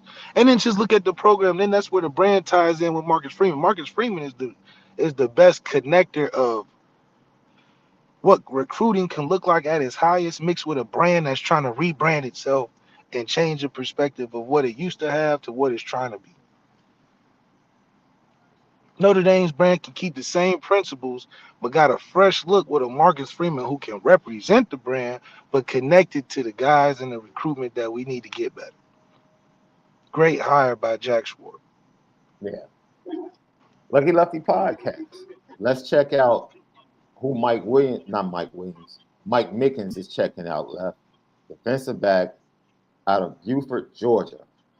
Same high school that gave Notre Dame Darius Walker back in the day left. Big time running back that came to Notre Dame as a true freshman and made an instant impact. This is Devin Williams, the kid, man. Defensive back Mike Mickens is after him. You already know what that means, left. Long. Look at his arms, left. That cat, man, I don't know where Mike Mickens finds these long defensive backs, bro. But he just seems to find them, and he seems to be able to get them to fall in love with Notre Dame from all over the country. He'll go to the West Coast. He'll go to Ohio. He'll go down to Georgia. He'll go to Texas. He'll come to Chicago. Yeah, when you got that Hall of Fame recruiting pass of the Sauce Walker story or Sauce Gardner story, you just fit that profile everywhere. Oh, you see this length that you got? I coached a guy similar to your length. He in the league right now, best corner in the league right now. I know what to do with guys like you. And I had him when he was no stars. You more talented. That's an easy sell, Mike Mickens. I got a guy in the tank that's about to be first round. I got a guy that I got from no stars to everything stars, first, rookie of the year, all of that. And you got more talent than him right now. Easy sell. Hey, you want to call my dog Sauce just to verify? I can teach you them. Great. He ain't in Alaska. He right where he's supposed to be. Yeah. Once again, But Devin Williams, but 6 foot love Devin 170. Williams, a little tenacity. Yeah, just love the tenacity, love the lane. I like the fact that he takes on the challenge of a receiver. Some corners are a little more passive. He's very physical throughout the entire route with the receiver. He's high pointed like he is a receiver. So I really do like the competition that you see in the way he plays, and that's all you're asking for when it comes to a DB, a guy that competes, right? Competes at the point of contact, competes at the And line of scrimmage, what do we see again? Notre Dame loving kids that that play produce on both both ways. sides, both ways. Yes. Yeah. So there's maybe a secret sauce of how a kid develops if he's able to see the counter to what he's practicing. Yeah. And maybe there's a geniusness to that side of recruiting, and it will stand the test of time. But I still think Ben Morrison didn't play too many both sides, and look at where he's at. So I'm just saying. Yeah. Devin Williams, once again, Buford High School, Buford, Georgia. Same high school that gave Darius Walker to Notre Dame. And Mike Mickens is checking Devin Williams out, visiting him today. More than likely, he's definitely probably going to be on campus. And people have been emailing me and texting me and hitting me in the inbox. The day that Notre Dame, I'll answer this simply. Whenever Notre Dame puts out their pro day, when they set the day for their pro day, spring practice is the very next day. Because people have been asking me, when does spring practice start? It is the day after the pro day. So usually on NFL Network over the next couple of weeks, especially around the Senior Bowl or other platforms, they'll start listing the pro days, especially as it gets close to the combine. And once they list the pro day, whenever Notre Dame's pro day, which is more than likely going to be on a Friday, that next Saturday is the first day of spring practice. That's the way Notre Dame has traditionally done it. Once again, Devin Williams, Buford High School, Buford, Georgia. 5'11", long arms, 170. Fantastic receiver and a fantastic defensive back. Mike Mickens on the road to see the talented defensive back, the two-way player out of Buford High School. Lucky Lefty podcast. I thank everybody for putting up CJ May. Of course, I know CJ May is from Alabama. CJ May is not a top 5 kid in Alabama. So, I mean, I'm still waiting for someone in the chat to give me a top 5 player that Notre Dame has gotten out of the state of Alabama. And I know recruiting platforms, all right, cool. If it was a +1, a +2, CJ May ranks from 11th to 15th on all 4 major recruiting platforms in the state of Alabama. Either he's 11th or he's 15th. Has nothing to do with whether or not he's going to be a great player at Notre Dame.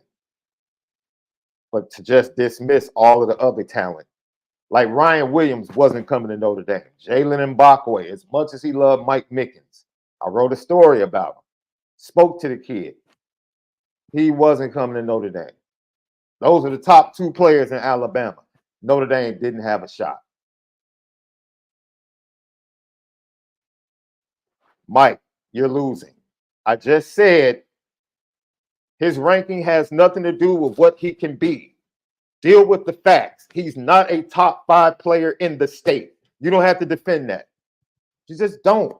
So stop. Stop being so sensitive about people that are committed to Notre Dame. He could be a great player regardless. Name a top 5 player that Notre Dame has gotten out of the state of Alabama. Name them. You can't. Alabama is not Notre Dame's backyard. It's not. Georgia is not Notre Dame's backyard. You know why? Because if Mike Mickens gets Devin Williams out of the state of Georgia, it is a coup. It is. Yo, I can't believe Mike Mickens got Devin Williams out of that state. You know why? Because Georgia is not Notre Dame's backyard in recruiting. It's not. And that's okay. In fairness, though, what's Notre Dame's That's okay. What's Notre Dame's backyard? Ohio is Notre Dame's backyard. That's not Notre Dame's backyard. It Because kind of is. They don't get Ohio's best player every year. No, but they get top 5 kids. That's my point. They have gotten top 5 kids. We get top 5 kids a lot of places, though. Okay, that's more of a backyard state than Georgia and Alabama. You'll I'm get a just top saying we five don't player. have a. I don't think we have a backyard to even say Georgia's not, because if we can get a KVA from California, a 5-star, we can get a Keon Keeley out of Florida. I Yeah, mean, it's. I don't consider us being, because we're an international recruiting service now. We don't have a backyard, so to say but Georgia's let not me. particularly our backyard, Yeah, maybe not this year, but we could go grab a 5-star eventually. Like, we are not limited. Like Oklahoma State can't go to anywhere in Georgia. That's you're absolutely right. That's not their yeah. backyard at all. At all. That's all I said. Texas is more of a backyard for Notre Dame than Georgia and Alabama. But Period. that's year to year basis though, because That's we can because get. Notre Dame. Show me the proof. Notre Dame just got a top 5 player in California. They've done that historically. That's proof. They just got a top 5 player in Illinois.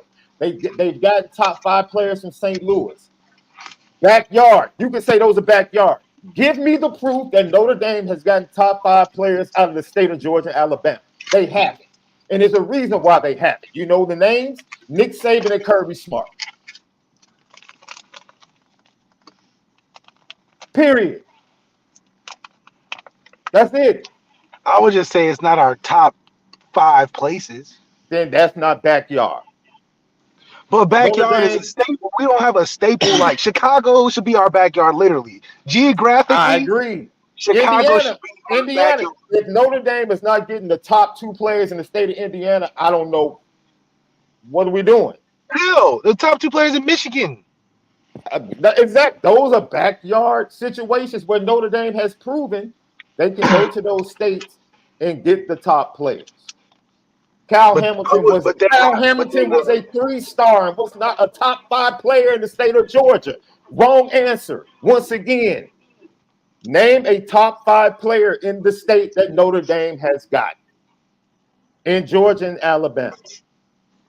You keep giving me players that don't fit the criteria. Once again, it has nothing to do with who they became at Notre Dame. And you want to tell me you don't respect the recruiting analysts? Then have you watched the film? Since you've watched CJ May's film, have you watched the other 10 players ranked in front of him, his film? Now, all of a sudden, because you watched CJ May's film, you just discredit every other kid in Alabama. Like they're hyped up. Come on, man. Stop.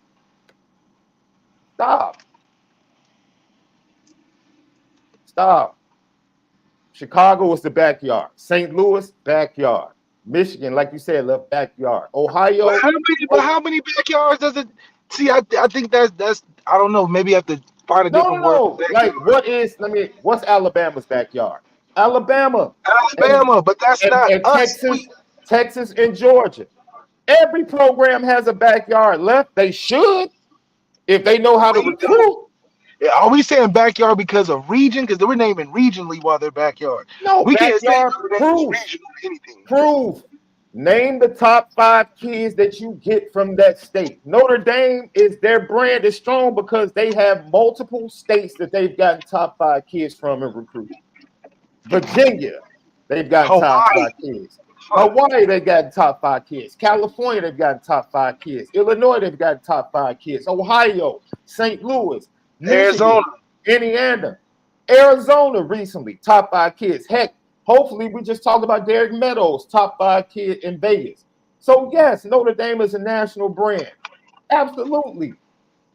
But that does not mean every state is their backyard, because that's not true.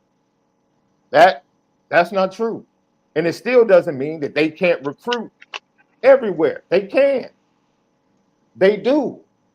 And they will continue to do so under Marcus Freeman because he's expanded that. But there are some states that they have yet to crack from a top 5 standpoint. And that's just a fact.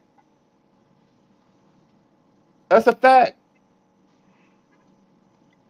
There's a list of 15 to 20 states that Notre Dame has been able to go get top 5 kids in that state. Heck, they just went to North Carolina. I think Michael Gilbert and Bryce Young are both top 10 from the state of North Carolina. Heck, they went and got Jalen Sneed. That was like 3rd from South Carolina 2 years ago. Like, Marcus Freeman is proving that he's willing to do what others refuse to do. The fact that Mike Mickens fought for Jalen Mbakwe. The odds were just long. He was the best defensive back in the state of Alabama that lived 30 minutes from Alabama's campus. Love Mike Mickens. Mike Mickens was fighting an uphill battle, bro. Especially with Nick Saban there. That's not on Mike Mickens. That's not on Notre Dame. That's just, dude, that's Nick Saban's land, bro. You don't just walk into his territory and just take the top defensive back and he is the one coaching defensive backs. That doesn't happen. Ryan Williams is darn near the #1 player in the entire country. Notre Dame was Chancey Stuckey wasn't getting that kid. It didn't matter how much he loved Chancey Stuckey. It wasn't happening. DeMello Jones, uncle played at Notre Dame. Andre Jones played at Notre Dame. Notre Dame had to connect, the legacy connect. Thought they had a chance. And then Kirby Smart came a calling. Guess where he ended up? At Georgia. Hey, bro, Notre Dame is Notre Dame. Global, international, biggest brand in college football. Marcus Freeman knows how to use it. See, it's not the fact that Notre Dame is that. Marcus Freeman knows how to use that in recruiting. You have to know how to use it. He knows how to use it. Unfortunately, cracking Georgia and cracking Alabama for their best players, that's a tough nut. That's a tough nut to crack, man. It just is. But everywhere else, no, dude. Brendan Vernon was a top 5 player. TJ, hold on, wait a minute. TJ Jones was the top player. TJ came from Georgia. He's from Georgia. Eastern. So once again, TJ Jones, you going how far? Because once again, I said, give me a. You went all the way back over 10 years ago. TJ Jones, I'm just saying, great player. Somebody else went all the way back to Justin Tuck. And I'll have to research that to see if TJ Jones was a top 5 player in the state that year. Oh, I'm not saying that he wasn't. But I'm gonna do. I'll do some research on that. That's what I was saying. Notre Dame has proven they can go get top 5 kids in Florida. They've proven that. Yes. They've proven that over the years. Brian Kelly proved that. Lou Holtz proved that. Bob Davey proved that. Marcus Freeman has done it. You spoke to that. They can do it in Florida. That's a football hotbed.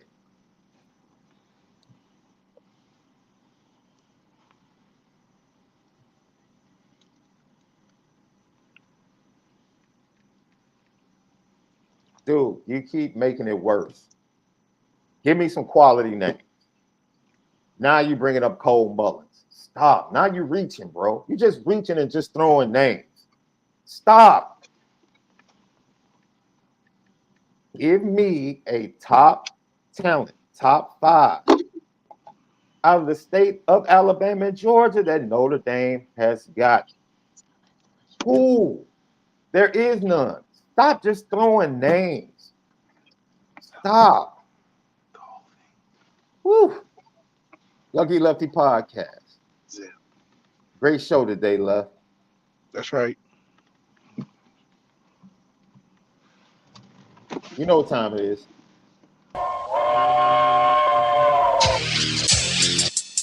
Petticoat.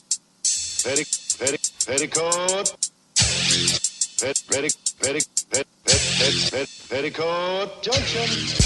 It's time to get petty. Oh, we did a good job executing. Are you upset with something? And fire up the Petticoat Junction train. I just don't like you. You don't? No. What is today's petty history? Petty Junction.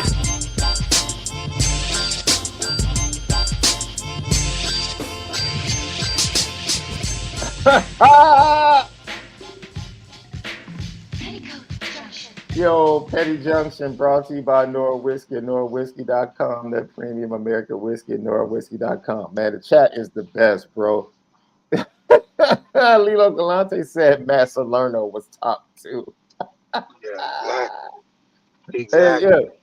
Stephon Tuitt, somebody did the research. TJ was number 9 in the state, left. Okay. It was number 9 in the state. I think It Tuitt might have been top 5. Tuitt from Florida, though. No, Tuitt's from Georgia. Lou was from Florida. Tuitt was from Georgia. So Tuitt more than likely, but still, once again, over a decade. Like I said, we're going back over a decade. Dude, you keep talking. This dude's a monster. This dude's a monster. Answer the question. Have you watched the film on the other players that rank in front of him? Because if you haven't, then you and your assessment is just as bad as the recruiting platform. Don't tell me you don't trust the recruiting platforms and you haven't watched the film on the other kids from those states. So now you have a biased opinion that's solely about Notre Dame. Solely about Notre Dame. Give me better names. At least there are other people in the chat. At least people said Kyle Hamilton wasn't top 5 in the state of Georgia. He was a 3-star. He wasn't top 5. They said he was second in the state. No. Kyle Hamilton was not second in the state of Georgia. Dude, so Kyle Hamilton was second in the state as a 3-star when Notre Dame started recruiting. Or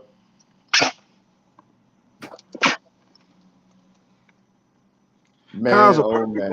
recruit, though. He is. He is. Perfect. Under the radar. He was 20th in the state, according to ESPN. Y'all stop, man. Stop making stuff up, man. Stop. Oh, man. He said Cal Hamilton was second in the state. Come on, man. He still was not second as the state, and Cal Hamilton did not close as a 5-star, man. Well, are we just making stuff up now, man? Oh.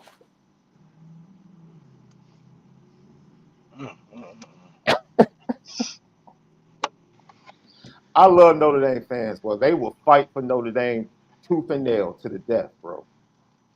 Tooth and nail. Tooth and nail. It's funny, man.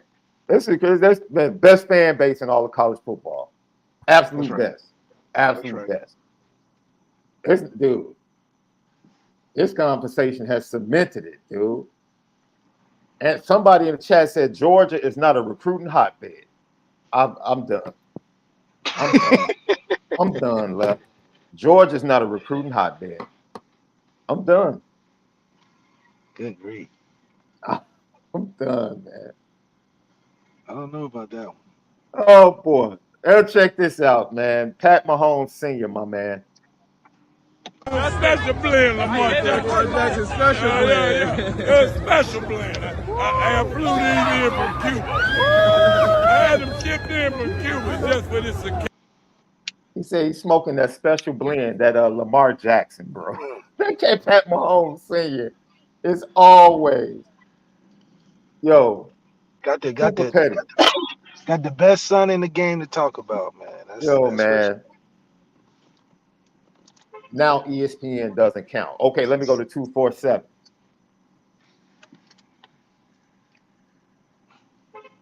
Cal Hamilton was 13th according to 247. Dude, y'all stop. Stop. Just stop. Just stop. Because you're going to keep searching. It's going to be over a decade. Left, look, dude. Look what the Kansas City Chiefs defensive backs who got into it with the Baltimore Ravens before the game. Look what they did afterwards, Left. Stupid on the avenue. Hold on, buy that bitch in there. They were talking in Baltimore language on the avenue, stupid. That's right. That's right. I love when That's the winning team hilarious. agrees. Love That's it. Love it. hilarious. That's hilarious. Makes the game even better, man. On the avenue, stupid. And the avenue. That's right. I'm going to put the NBA. Hey, man, that performance by the Atlanta Hawks allowing Luka to put up 73, that was No despicable. defense. All of them. All of them. No defense. All of them. None. NBA at this point left. It's really bad defensively, bro. It's really bad. I was watching the Portland Trail Blazers and the Chicago Bulls last night. Don't ask me why. There was nothing else on after the football game. Wasn't good basketball you was watching there, man. Some of the worst basketball I've ever seen. It's a shame when the old heads give us the best basketball of the weekend left. What was wrong with it? Because I think Orlando plays good. You know? Orlando actually played Phoenix yesterday and played a good game. Yeah. They eventually blew them out. Orlando's a young team coming up, but I'm just saying the best basketball all weekend was Lakers Golden State. Oh yeah, but those the best player in the world now. And that's the old. Those are two old heads. That's Steph and Bron. Yeah. That's Steph and Bron. Man, look. Didn't I tell you basketball in the month of January and February gets real bad leading up to the All-Star game? We had that conversation a couple of weeks ago. I was like, yo, this is about to be some bad basketball, bro. It just is what it is. It is what it is. Now, what do you consider bad basketball? No defense, bro. Effort for me. Just make an effort. Just make an effort. I feel like, yo, I'm not about to, I don't allow it to diminish what Luka did. I'm not that dude. I'm not about to like put an asterisk next to Luka's 73 like it didn't count because the defense was so bad. Like 73 points is 73 points. And a triple-double. That's a fantastic accomplishment. Fantastic. But I just sit back and I'm like, man, you just gonna let this dude do this? It's despicable, man. Atlanta should be ashamed of themselves. They should be ashamed. They should be absolutely be ashamed, bro. Shout out to Hannah Hidalgo and the Notre Dame women's basketball team as they got a humongous win on the road this weekend, defeating the UConn Huskies. And Hannah Hidalgo, as she walked to the locker room, man, game recognizes game. Diana Taurasi was standing outside the Notre Dame locker room and dapped her up, bro. That, kudos to that. Kudos to that. Petty Train. Pat Mahomes. Pat Mahomes. All the pageantry. All the expectations. All the greats in the Terrell Suggs in the place. Ed Reed in the place. Yeah. Ray Lewis in the place. Nobody on offense in the place. And that cat Pat Mahomes gave no darn. Nope. Y'all can have all this pageantry. Bring back all your Hall of Famers. Bring them all back so they can watch me go to work. Go 10 for 10 in the first quarter. That cat Pat is petty, boy. And I'm telling you now, because I know we joke, but if this cat Pat said he bought an Airbnb months ago in Vegas, this dude literally believes every year he's going to the Super Bowl. I mean, no, Left, you know how cats, you know how into the summer of 2015, you guys really believed that you were going to win the national championship? Yeah. Like, you all really believe that. Like, yo, we're winning the national championship. That's right. This dude literally believes every year.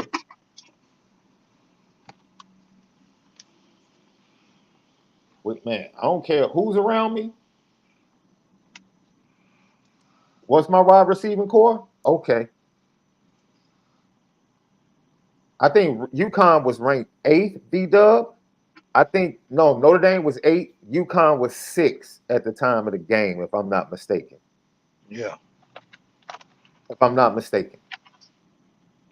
So it was a huge win. Huge win.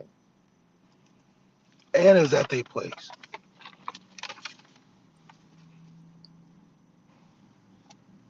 Lucky Lefty podcast, bro.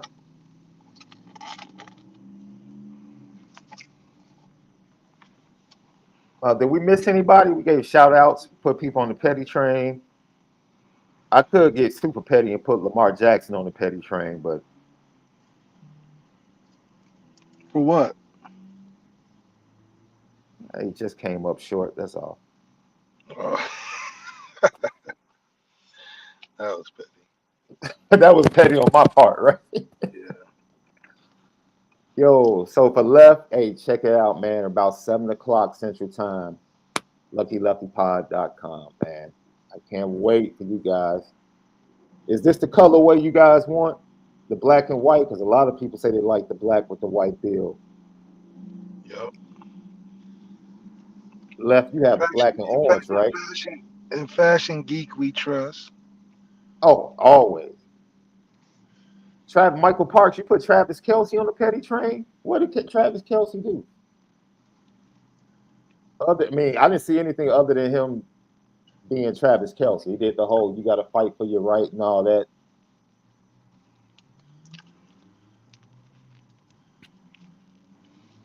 Oh, man, that's typical. That's not even petty. That's who he is. Oh, he was petty for what he did to Justin Tucker. Yeah, we talked about that earlier in the show. Threw his helmet. Super petty for that. And, you know, I thought about putting Matt Campbell on the petty train left, but I just left it alone. Man. It's bad enough that he blew a 17-point lead. Oh, Dan Campbell? Yeah, I said Matt Campbell. I'm sorry, Dan Campbell. Yeah, Okay, bad enough. They'll never be back. Yeah, dude. It left. In the third quarter, I text our boy, and we'll get out of here, Ken Gibbs. And I basically was like, man, we're going to have to bring you on the show tomorrow, dude, and just let you, you know, express your happiness, bro. He was like, I'm ready. I'm ready. 10 minutes later, dude, I didn't even want to text him back. No. The 49ers had tied the game up. Shouldn't have texted. You should have called him on FaceTime. See the tears in person. Screen recorded. You know? I haven't spoken to him, Left. I'm trying to let him, like. You gotta check on him on the web check. You gotta put him on the web because I mean that was some depressing stuff right there. Bro. They got CJ Gardner waving goodbye. My dog CJ 3-1 and yeah. Hell, the 49ers didn't even think they was gonna win. Hey man. Yo, I feel bad for my bro. I am gonna do a wellness check on him, bro. That's tough. That's a tough way to go. Lucky Lefty Podcast, man. For Left, I'm Sean Davis, man. Have a great Monday. Most of all, make sure you guys continue to spin it